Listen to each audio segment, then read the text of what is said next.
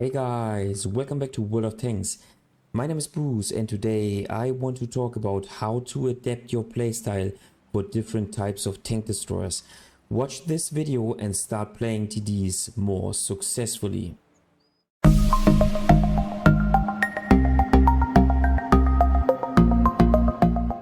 In World of Tanks, most tank destroyer players always play TDs the same way. In fact, the triangle on the minimap means nothing but red line camping. In my opinion, this is not the way you should play TDs. In fact, besides some drawbacks, most TDs offer some unique strength which should be exploited. And in order to play every TD most successfully, you have to understand what kind of tank destroyer you are playing. In this video, I want to present different types of TDs and show you how you can play them most effectively.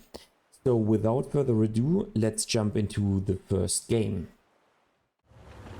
Alright, here we are in the first game with the WoT on Panzer IV. A little bit fast forward, because in this game I want to talk about the different TD playstyles and the different types of TDs. And let's take a look at the armor profile of this tank and the statistics. Meanwhile, there's a little bit of shenanigans going on here in the game. So this tank does not have, it's basically the first class I want to introduce. Those tanks are tank destroyers, and I'm talking about the German tank destroyer line, which leads to the Grille, for example, but also the one which leads to the FV4005. Those tank destroyers do not have any armor whatsoever, at least for the most part. Plus, the problem for the WoT on Panzer IV is that it doesn't have a good mobility. So no mobility or bad mobility, no armor whatsoever, but a high alpha gun with good precision. And so that is what you want to use in the game. So in my opinion, there's nothing wrong with playing those TDs as a typical, let's say, defensive TD.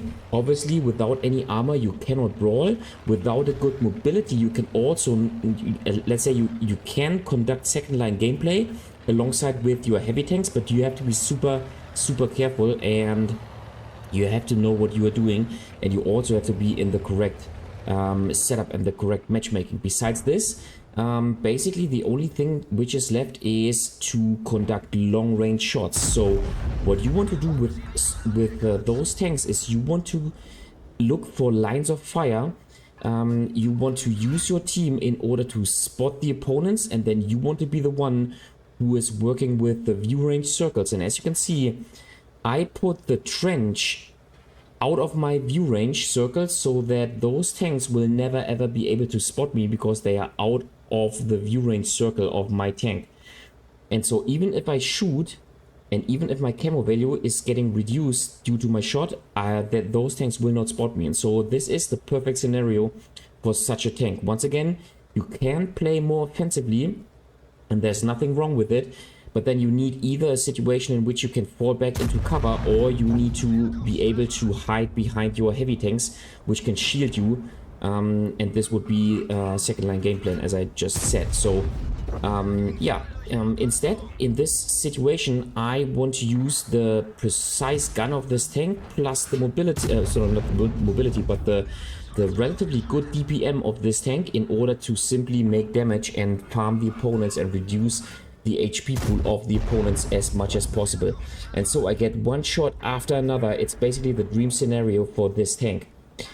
Right, so one more shot. Here we go. Oh, that was super bad. Obviously, if you are taking shots over, let's say, 450 or 500 meters, then you will not hit every shot, even with the most precise gun. But you should always fully aim in your shots with a tank destroyer anyway, and if you do that, then you will hit, let's say, most of your shots. So 2200 damage in this scenario in the WoT on Panzer IV. And I think this is the best playstyle for those tank destroyers. And it actually doesn't matter if you have a fully rotatable turret like on this tank, or a partially rotatable turret, or no rotatable turret at all. If you have no armor whatsoever, you have to play more defensively than compared to a tank destroyer with the superior armor, and you cannot brawl alongside with your heavy tanks, but you have to play sneaky and find lines of fire to punish your adversary tanks.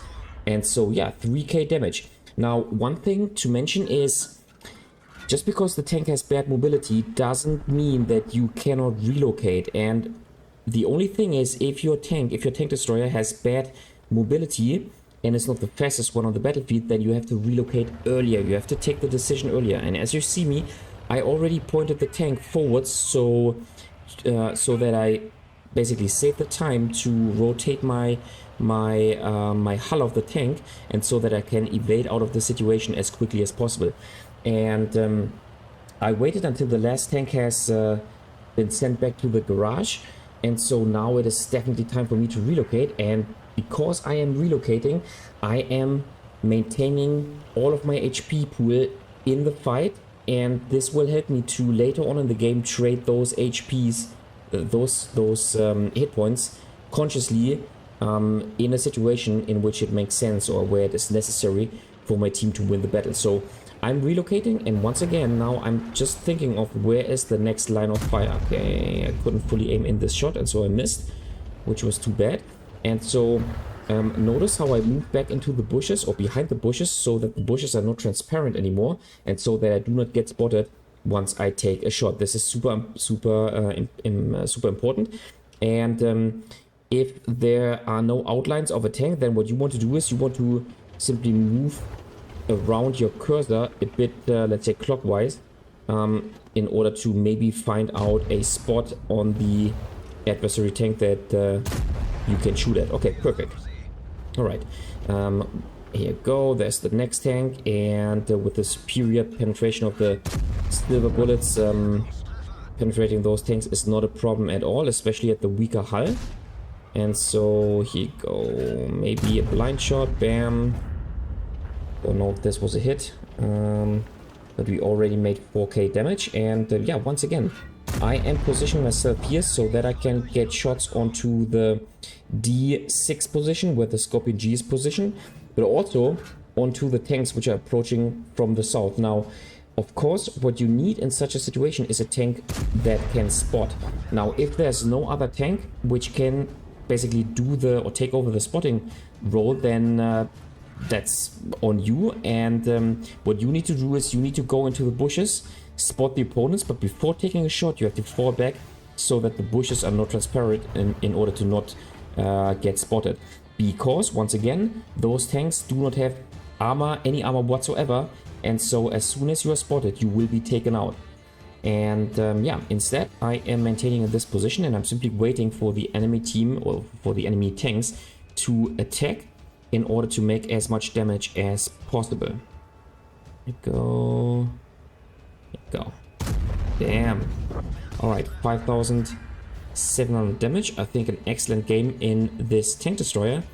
And yeah, we'll see how much damage we can make. So far the game is still relatively close, so we'll see how it goes. But I think this is let's say a class of tank destroyer which is certainly different to the majority of the tank destroyers. And yeah, we'll talk about the rest of the different TD types later on in this video. Meanwhile, here you go, another shot, 6.2k damage, and now we could equalize 11 to 11. Excellent. The convoy is behind the little hill. Go. Maybe if this tank advances, he could be taken out. Nice, by the AE phase 1. And so let us see how it goes. Now, another thing to mention is, just because those tanks do not have any armor whatsoever, this does not mean that you cannot consciously trade in your HP. So at the end of the game, what you want to do is you want to also bring your HP into the fight. There's nothing more useless than a tank destroyer which is full HP at the end of the game.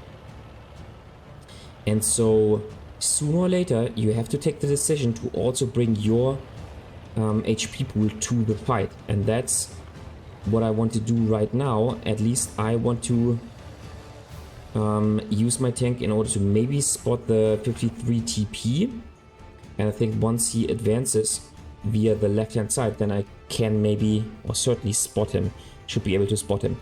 Meanwhile, our tanks are advancing, which is good, and because there's only the Vipera, which is at least one-shottable for me. The Scorpion G, which has about 50% of its HP. Here you go. There's the 53 TP, and I think in such a situation, I can simply now fall back into cover. He reverses, excellent, and I simply need to turn my turret. Okay, he's already taken out, and I get at least the assisting damage, which is nice. So 6.5k combined, or 6.6k combined, and now the only thing I do not want to do is brawl frontally against the Vipera. Maybe I think I could load the premium shell with its 300 plus millimeters of penetration, and then simply shoot into the turret of this tank. Here you go. That's what I wanted to evade, but you know what? Yeah, this little portion which you can reliably pen on the Vipera is so small, this portion. Yeah, but let's see. We'll simply try to proxy spot him once he advances, and then we might either take him out, or the AE phase 1 will be able to take a shot onto this tank. So yeah, but I think all in all, this was a good example on how you should play those glass cannon TDs. Yeah, he's pretty smart. He's hiding behind the building so that the AE phase 1 cannot shoot onto this tank. And so I'm pinging for help, but I think soon... Okay, now he's taken out. Okay, excellent. He's now taken out, and looks like we could even help our team to turn around the game. And now it is time to load HE for the Scorpion G. Let's see where he is. Yeah, but I think, once again, as I said, I think this was a great example on how you should play those glass cannon TDs. I made a dedicated video about those tanks, so maybe you want to check it out. And let's jump into the next game. Alright, second game. We're spawning in the Gorilla 15, and now you might say, well, Bruce, this is the exact same tank destroyer type, another glass cannon. And yes, you're right, but the Gorilla compared to the WT on Panzer IV has one thing which the WT on Panzer IV does not have, and that is mobility. Now, the Gorilla has the same armor profile, no armor whatsoever. It's a huge, bulky, tall tank. So if you take a look at the statistics, you see that the camo value of the tank is super bad, and so playing spotting games with this tank is, let's say, a challenge.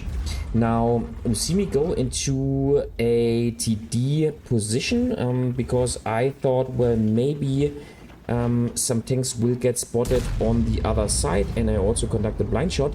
But now you see me do one thing which I would not have done with the WT on Panzer IV, and that is I follow up my team. And for me it is super important to tell you that if you have a tank destroyer, no matter if the tank destroyer does have armor or not, so for example the Gorilla is a very mobile tank without any armor, but for example the 268 Object 268 version 4 is a tank destroyer with good mobility and with superior armor. And if you have the mobility, you should follow up your team if your team is advancing, and that's what I am doing right here.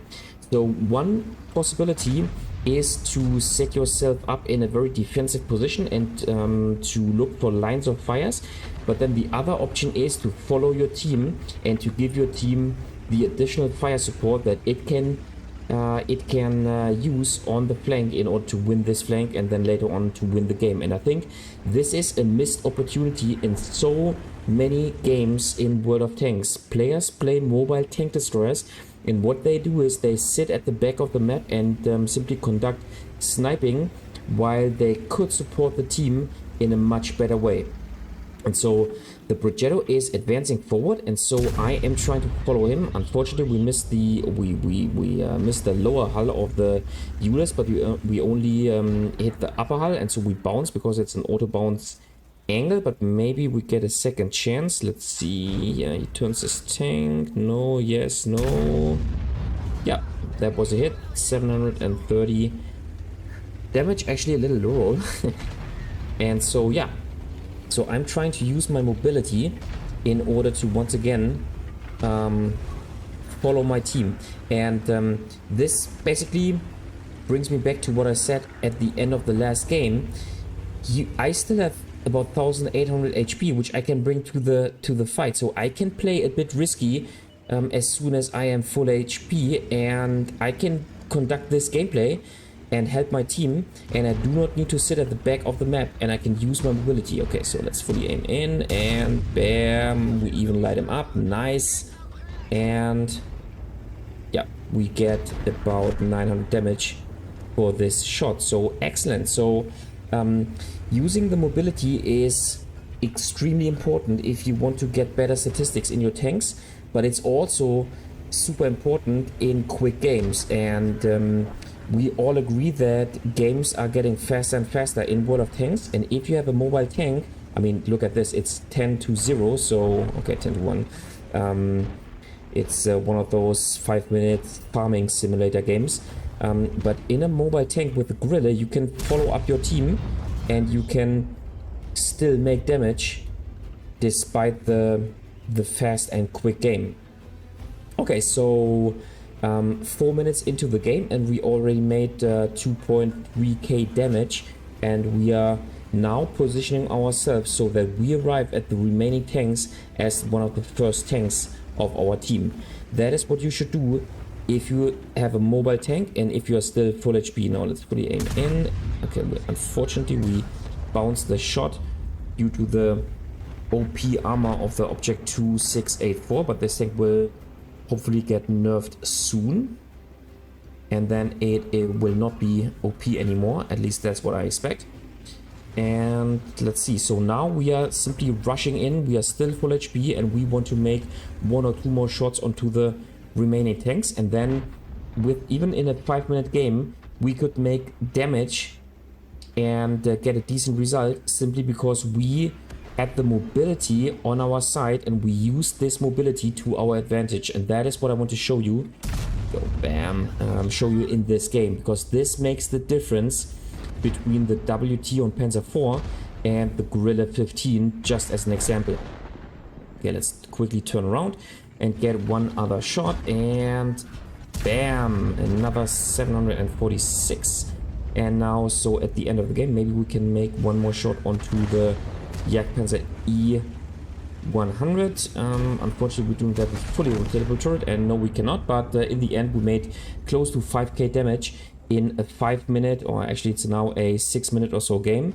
But that was once again only possible due to the mobility of this tank. And once again, if you have a mobile tank, be it with armor or be it without armor, you should make use of this mobility and follow up your team in order to get better results, but then also to help your team in order to win the game. Okay, third game. This time we're spawning in the CC1 Mark II, the Italian Tier 9 tank destroyer, and of course this is a different tank class in World of Tanks when it comes to tank destroyers, because this tank is heavily armored. So let's take a look at the armor profile, and as you can see, the armor is simply superior, and that means the following: with such a tank, usually you get a less precise gun. And so what you should do with this tank, you should try to conduct close quarter fight and brawl alongside with your heavy tank. So the correct playstyle of this tank is not the sniping role as opposed to the Gorilla, for example, or to the WT on Panzer IV. And but you should brawl with your heavy tanks alongside with your heavy tanks and make the difference on the heavy lane. Now please excuse the little micro lags that I had here in this game, but that's just how it is, and I'm afraid I cannot, or I could not change it in this battle, but I want to showcase this battle because it's a good example. Now the good thing about such TDs is if you bring your tank into the fight and if you join on the heavy lane, let's see, can we get a shot onto the very aggressive Object 264? Yes, at least one shot onto this tank. Now the good thing if you take this tank onto the heavy flank is you have one more tank compared to the adversary team. Now, most of the time your tank is matched against another heavily armored tank destroyer, but if the other player does not go to the heavy flank, then you have an advantage on the heavy lane, and most of the time you can use this advantage in order to win the heavy lane, because the fight on the heavy lane is basically most of the times pretty close, and you can basically help your team to make the difference on the heavy lane. And so my recommendation for you is, if you play a heavily armored tank destroyer like the Mark II, the Minotauro, the Tortoise, the T110E3, for example, you should go to the heavy lane and brawl alongside with your heavy tanks. The drawback in those tanks is you cannot change the flanks as easily as in other tanks like the Gorilla 15, for example. But you do not need to do this, because your tank is supposed to receive shots by the adversary team, bounce those shots, and then deal damage in return. Okay, so we can punish this IS-7. Here you go. And now we want to take one shot onto this tank. I think that this was a miss. And yeah, you see me playing at the very front line of our team alongside with the heavy tank, which is now taken out of the game. So I need to make sure that I reload my clip as soon as possible and then take out the remaining Su-130 PM before the adversary heavy tanks rush me from the rear. So nice, we could take out this tank destroyer, and now we can turn around and brawl against the opposing heavy tanks. Now our heavy tanks are already dead, besides the WoT 54, which is a low tier tank with lackluster armor. So it is my job to brawl at the first line against the adversary heavy tanks. And once again, I see so many people playing tank destroyers the same way, no matter what tank destroyer they play. So they, even with the Mark II, people conduct red line sniping, and I cannot understand this, and I highly recommend to not do this and to conduct different gameplay with different classes of tank destroyers. And so here you go. What do we want to do? We want to brawl against the Caro 45T, a very difficult tank to pen, but maybe together with our, okay, here we go. Object, nice, into the lower hull, bam, and go. So for the during the period of time in which I can empty my clip, my DPM is simply superior to all other tanks. This is the strength of the Italian tank destroyers, and that is what you should be aware of. So you can and you should play aggressively in those tanks. Now, obviously not too over aggressive, because other tanks can and will flank you and then circle you and take you out. Because the only thing about the only good armor is the frontal portion of this tank. The side armor is weak, and so is the rear armor. And so you have to be, you have to know what you're doing. So okay, here you go.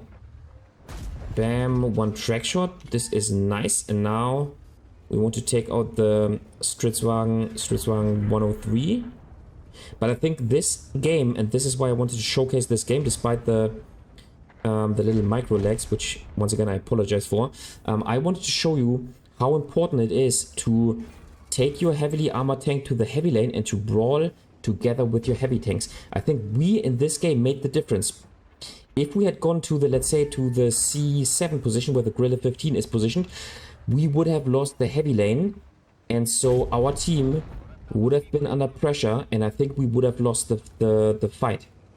And so once again, with a heavily armored tank destroyer, you have to support your heavy lane, and you should play your tank more as a heavy tank as compared to a tank destroyer. So please do not sit at the back of the map if your armor is superior, but bring your value, which is your fantastic armor, to the fight and try to win the respective flank. So that is what I wanted to show you in this game. So we made 3k damage on Paris, which is a decent result, and we stopped even the Caro 45T, and I think we can assume that this was a good player, because this is a reward tank.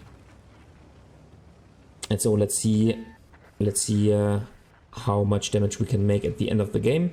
The LT-432 is already escaping. Now, another thing is, with this tank, of course, you are the tank, especially if you are still full HP, you are the tank who wants to rush into the enemy position, so to basically bait shots and to maybe spot one or another tank for your teammates, because you have the armor, as opposed to, for example, the Guerrilla 15 or the ELC even 90. Of course, with the spotter tank, you also want to do this, but if you are heavily armored heavy tank or tank destroyer, you want to rush into position and bounce one or another shot, as you can see here, in order to basically prepare the advance for your team. This is super important, and you should not let this or leave this task to, let's say, lightly armored medium tanks or even lightly armored heavy tanks or tank destroyers. Here you go. All right, so 4k damage on Paris, and let's now jump into the last game. Okay, fourth and last battle in this video. So this time we're spawning in the Ferdinand in a tier 8 matchup, and we are top tier. So why did I pick the Ferdinand for the last game? So in my opinion, besides tanks with no armor and tanks with superior armor, there are lots of tank destroyers which are kind of in between and which have some armor, but which can either easily be penetrated or let's say reliably penetrated by your adversary tanks when they hit your weak spots, or when adversary tanks load premium ammunition. I think there are lots of examples, the Ferdinand, then the French tank destroyers, and so on and so forth. So let's take a look at the armor profile of the Ferdinand, and as you can see, the upper hull is quite good, but the lower hull is really lackluster. Now, what you can do with such tanks is you can do what I showed you with the WT on Panzer IV. So you can look for lines of fire and play defensively. What you can also do is you can try to follow your team if the mobility of the tank is not too lackluster, like for example in the Ferdinand. But in those tanks you should always consider the matchmaking and the tier you are playing. So in this game we are a top tier tank, and while our hull is lackluster and has lots of weak spots, our turret structure is actually, or our what is it called, the upper portion of our tank, so where the gun is positioned, is actually pretty strong, at least compared to tier 7 tanks, and at least if tier 8 tanks do not load premium ammunition. And so in this game I can and I should play more aggressively than, for example, compared to a tier 10 matchup. And this is what I want to do. Now notice how I position my tank. In such a situation you want to make use of your armor, you know, be it mediocre, be it good, or be it something in between. And so I am playing, let's say, hull down. So I want to hide my hull of the tank with its tremendous weak spots, and I only want to show the upper structure of my tank, which is not too bad indeed in this game. Now the gun of the Ferdinand is superb for a tier 8 tank, and so of course my goal in this game is that I need to be where the fight takes place, because I want to bring this superior firepower to the game. This is super important. Now would I stand at the back of the map, I would most likely not be able to bring this firepower into the game. And once again, if your tank brings the armor to the fight, then you should, at least as being a top tier tank, support your heavy tanks in order to win the heavy lane, which is most likely one of the strategic positions on the map, because otherwise the heavy tanks would not brawl for a certain position, right? So you go and bam, take him out. And so yeah, depending on the armor profile, you don't necessarily want to be the very first tank on your team, and maybe, you know, let's say close to your heavy tanks, or slightly behind, slightly after, or play at the rear or behind your heavy tanks. But you certainly, in this situation, I think this was a perfect example. Like, most of the Ferdinand players play super defensively because they think, well, this armor is lackluster. And yes, my hull can be penetrated by lots of tier 7 and even tier 6 tanks, as you will see in a bit. Here you go. So I get damaged by this tier 7 tank, no problem whatsoever. But first of all, I do still have lots of HP. Plus I have my superb firepower. And plus I'm top tier. So I want to bring this benefit to the fight. And I want to play more aggressively than compared to a tier 9 or tier 10 matchup. So that is super, super important. And one thing which I see so many people not, let's say, not adhering to, not playing correctly in World of Tanks. Okay, my gun depression is lackluster, but I can take him out.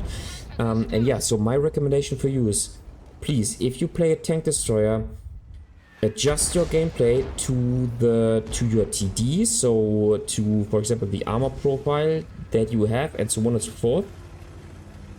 Take your mobility into consideration. If you have a mobile tank destroyer, then bring this mobility, add this mobility to the fight, and be where the fight takes place. And if you are a top tier tank, then consider your superior firepower, consider the amount of armor that you have, and try to bring those values to the fight again, because this will make the difference on the heavy lane, or on maybe also on the medium flank.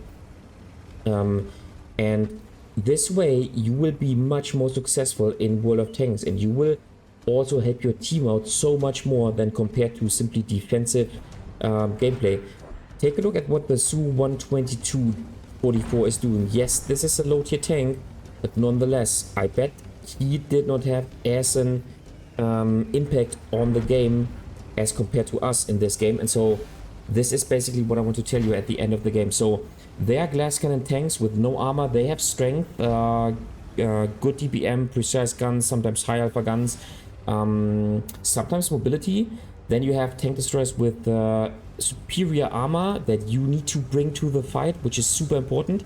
And then you have tank destroyers which are kind of in between. And you have to assess the value of your tank in each and every game. And of course, had I played in a tier 10 matchup, I would have played more defensively in the Ferdinand and basically conducted gameplay just like in the first game with the WoT on Panzer IV. But in such a game, I can play more aggressively, and that's what I'm doing all the time when the situation allows. So I think we will not get any more damage, but I think this was a decent result. Not the best result of all times in a tier 8 tank destroyer, don't get me wrong, but I think it was a good example on what you can do with a, let's say, mediocre tank destroyer when it comes to armor. So yeah, I hope you enjoyed this video, and I hope this video helps you out in order to play your tank destroyers more successful. Tank destroyers in general have a great firepower, and it is beneficial for your team to bring this firepower to the game. The only thing you need to do is you need to kind of develop a plan on how to bring this firepower to the game. And then once again, as you saw in so many other videos that I made, you have to assess the situation and assess the strength of your tank, and then decide how aggressive you can play in your game. Alright guys, that was it for today with the little tank destroyer guide. Do you like to play tank destroyers? What kind of tank destroyer do you prefer? And do you adjust your playstyle to different types of TDs? Just leave a comment in the comment section down below. If you liked the video, give it a thumbs up. If you hated it, give it a thumbs down. Consider subscribing to my channel, and I see you next time in another World of Tanks video.